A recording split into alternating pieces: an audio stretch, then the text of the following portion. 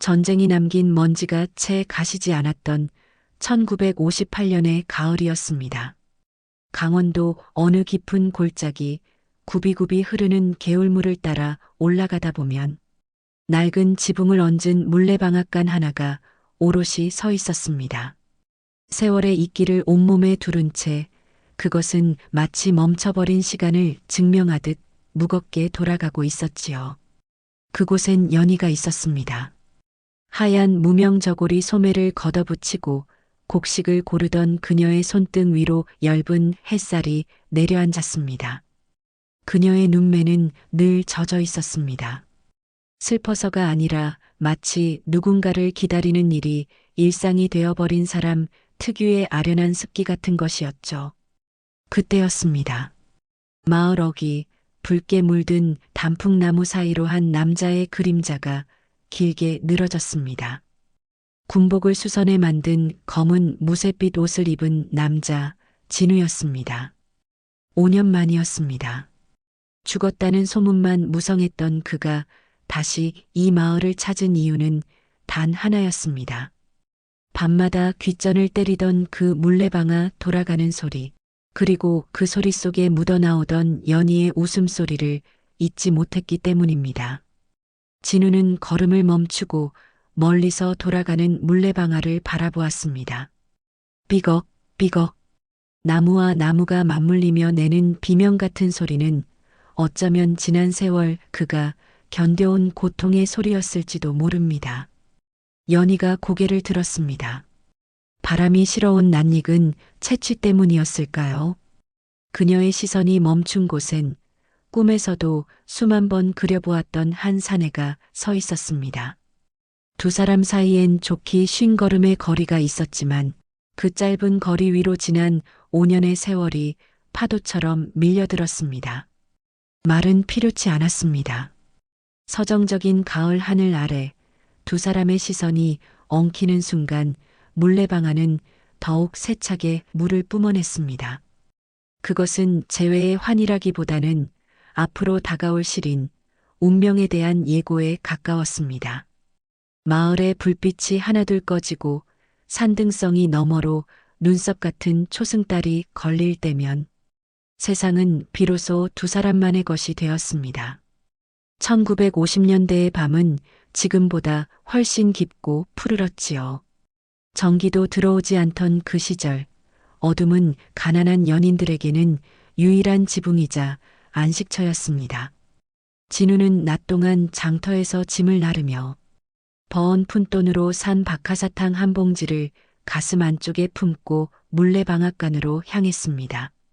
가슴의 온기 때문인지 아니면 설레는 마음 때문인지 사탕 봉지에서는 달큰한 향기가 진동하는 것만 같았습니다.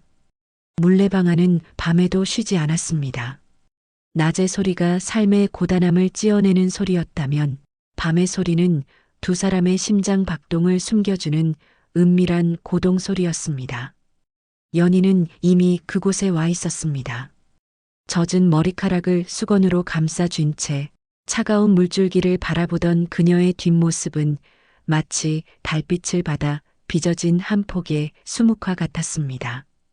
진우가 다가가자 연희는 뒤를 돌아보지 않고도 그의 기척을 알아차렸습니다.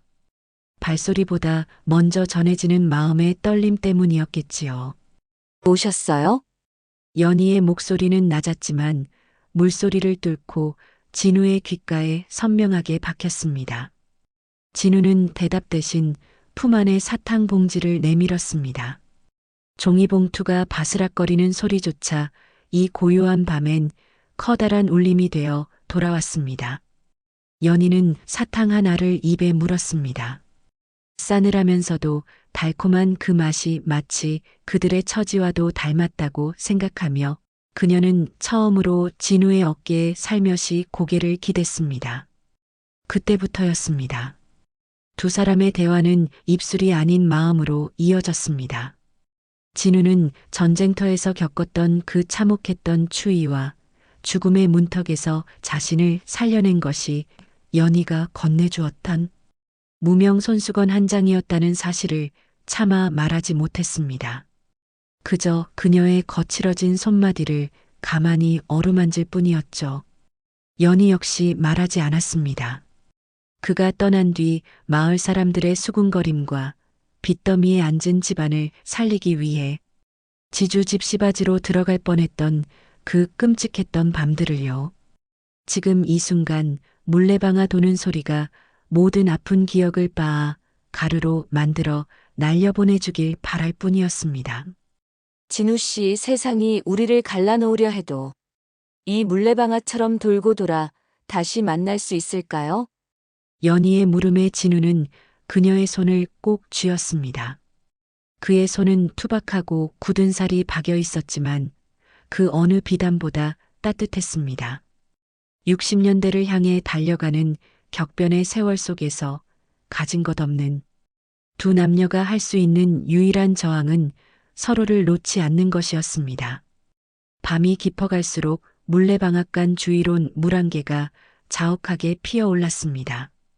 그 안개는 세상의 시선으로부터 그들을 보호하는 커튼이 되어 주었고 두 사람은 비로소 완벽한 평화를 맛보았습니다.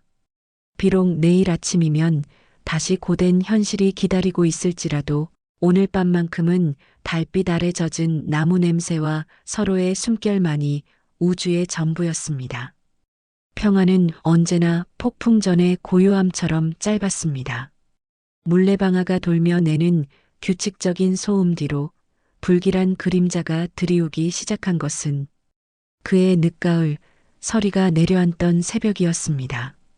마을 지주이자 권력의 정점에 있던 구서장의 아들 광식. 그는 전쟁통에 목숨을 부지하며 쌓은 부와 권력을 마치 훈장처럼 휘두르는 사내였습니다.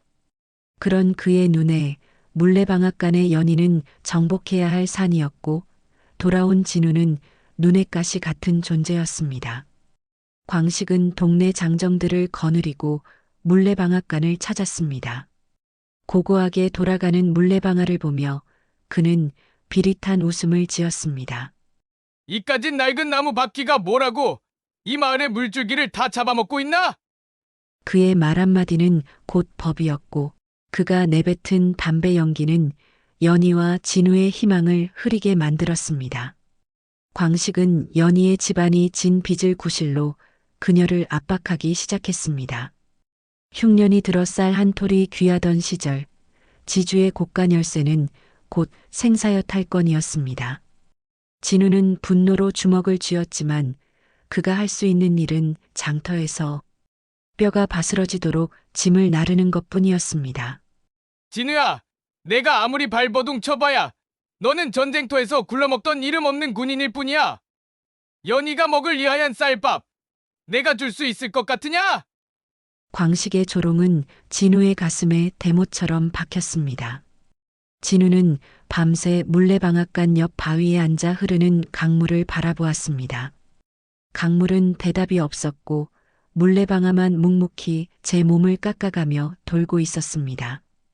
그 모습이 마치 자신의 처지 같아 진우는 처음으로 소리 죽여 울었습니다. 하지만 위기는 두 사람을 더욱 단단하게 묶어주었습니다. 광식의 위협이 거세질수록 연희는 더욱 꼿꼿해졌습니다. 그녀는 광식이 보낸 비단 옷감을 마당에 내던지며 말했습니다. 내 몸에 감길 것은 비단이 아니라 진우 씨가 장터에서 사온 것이 무명 한 필이면 족합니다. 이 소식은 곧 광식의 귀에 들어갔고 그는 결국 극단적인 선택을 합니다. 물레방아로 이어지는 물줄기를 막아버리겠다는 엄포였죠. 물이 멈추면 방아는 서고 방아가 서면 연희의 생계는 끊어집니다. 어느 날 밤 연희는 멈춰버린 물레방아 아래서 진우를 만났습니다. 물소리가 사라진 방앗간은 기괴할 정도로 고요했습니다. 진우는 그녀의 손바닥에 낡은 은가락지 하나를 쥐어주었습니다. 그것은 그가 전쟁터에서 돌아올 때 목숨처럼 지켜온 그의 어머니가 남긴 마지막 유산이었습니다. 연희 씨, 이 물레방아가 다시 돌지 못하더라도 내 마음은 멈추지 않을 겁니다. 우리가 이 마을을 떠나야 할 때가 온 것 같아요. 떠남을 결심한 두 사람의 눈 위로 그의 첫눈이 내려앉았습니다. 그것은 축복이었을까요? 아니면 앞으로 닥칠 더 큰 시련에 대한 예고였을까요? 하늘도 그들의 운명을 가엾게 여긴 탓일까요? 그날 밤 대지를 삼킬 듯한 한방눈이 쏟아졌습니다. 진우와 연희는 각자의 짐 보따리 하나만을 등에 진 채 마을 뒷산 오솔길로 향했습니다. 광식의 무리가 횃불을 들고 마을 어귀를 샅샅이 뒤지는 사이 두 사람은 발자국을 지워주는 눈의 품속으로 숨어들었습니다. 연희 씨, 조금만 더 힘을 내요. 저 고개만 넘으면 기차역입니다. 진우의 숨결은 하얀 안개가 되어 흩어졌고 연희의 버선발은 이미 감각을 잃은 지 오래였습니다. 하지만 그들은 멈출 수 없었습니다. 등 뒤에서 들려오는 개 짖는 소리와 광식의 고함은 마치 지옥의 사자들처럼 그들을 뒤쫓았습니다.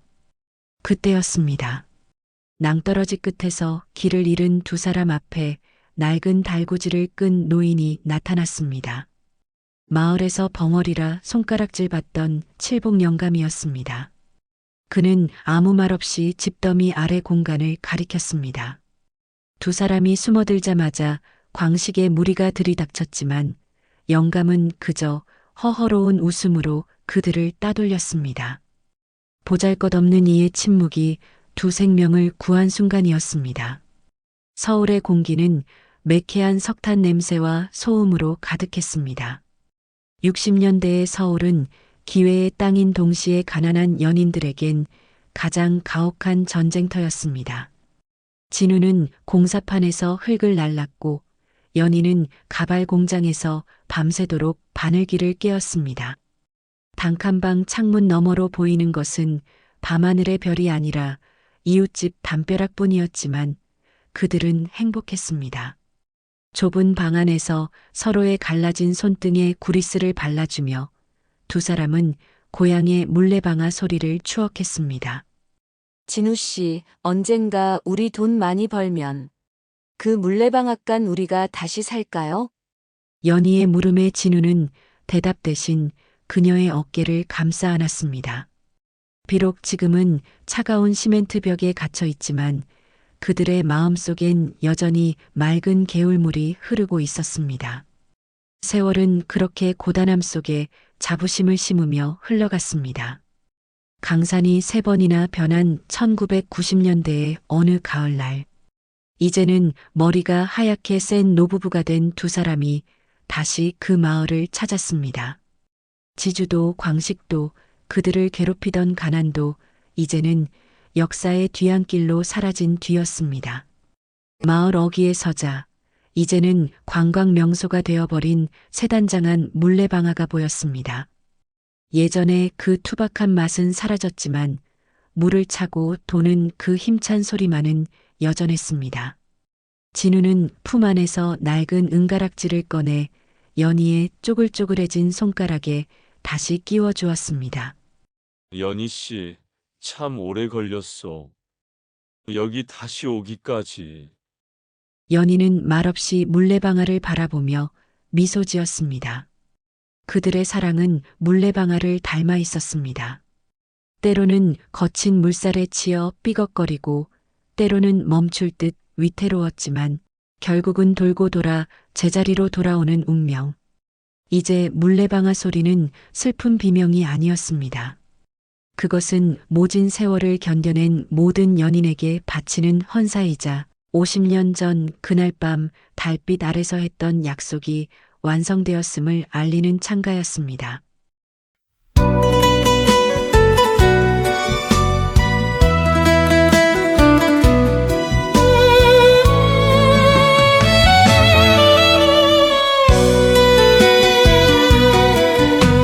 빙글빙글 돌아가는 저 물레방아는 멈출 줄도 모르고 세월만 씹고 가네. 니마 소식 없는 내 사랑 니마 강물 따라 흘러간 건 당신 마음이 밤이었나. 돌아라 돌아라 몰래야 돌아라. 맺힌 안을 다시 써내고 돌아라. 돌아온다 약속했던 그 밤의 그 맹세. 물레방아 돌 때마다 눈물로 맺히네.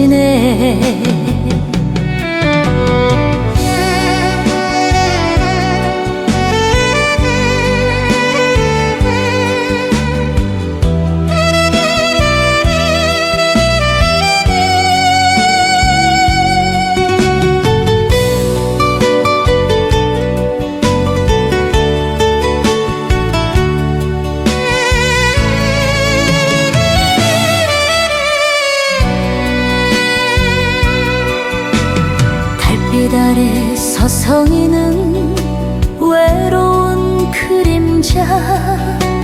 찬바람에 흩어지는 무심한 저구름아. 오늘도 변함없이 물레는 도는데 기다림에 지친 가슴 어이 달래나. 돌아라 돌아라 몰래야 돌아라. 맺힌 안을 다시 써내고 돌아라. 돌아온다 약속했던 그 밤의 그 맹세. 물레방아 돌 때마다 눈물로 맺히네. 물레야 돌아라. 내니 몰 때까지